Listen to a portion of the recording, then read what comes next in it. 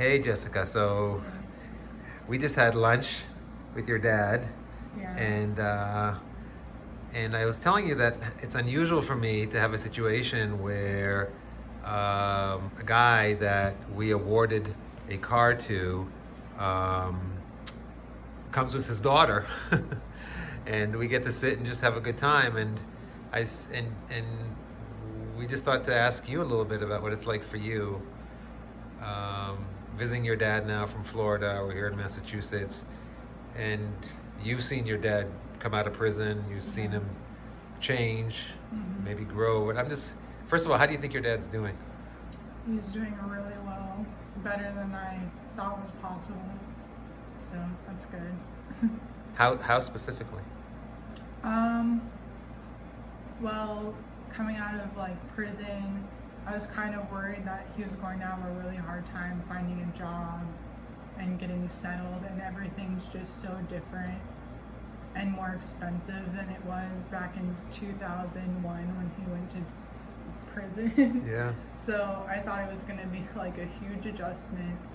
Um, but no, he got an iPhone. He learned that really quickly. He kind of adjusted really well and got a job pretty quickly, quicker than I yeah, thought, and yeah, he's doing really good. yeah. I remember when we awarded him a Prius, and I remember it was like him being introduced to a space shuttle. Because the cars change in 20 years a lot, and Priuses Yeah, are different cars, even by modern standards. They're still pretty novel. yeah. So I remember it was like iPhone, Prius. I think he really entered a whole new world. Yeah, Uh, yeah, for sure. I was kind of worried about him getting a hybrid because I remember one of my aunts who's like the same age as him, the first time she drove a hybrid as a rental car, she like freaked out because she thought the engine cut right, out the first time. right, And I was right. like, how is he gonna react to Yeah, this? yeah, yeah, So I was worried, but he handled it pretty well. yeah, And he's really good with the car and he likes it. So. yeah. He loves it. Hmm. Now I know you guys had a really, according to him, a really strong relationship despite being in prison for 19 years. That you guys kept in touch by phone. Is that correct? Yeah, he would call me um, about once a week Yeah, growing up. Hmm. yeah. Yeah. And so, I mean, and now you're visiting here. You're clearly um, staying even more in touch, right? You're able to see him. And do you think he's happy? Do you think he's happy with his life? Um, he's always been a very talkative, Yeah, energetic right, person. right. But yeah, he seems happy. He seems like he's doing well. Yeah, He's really upbeat. yeah, So yeah. yeah, Well, I just love the fact that you two are driving in this car. I know it helped him get his jobs and yeah. go to the truck driving school, and Hmm. then be able to get jobs that required a car to get to. But he's now just making 25, 30 plus dollars an hour, working 60 hours a week. So, Yeah.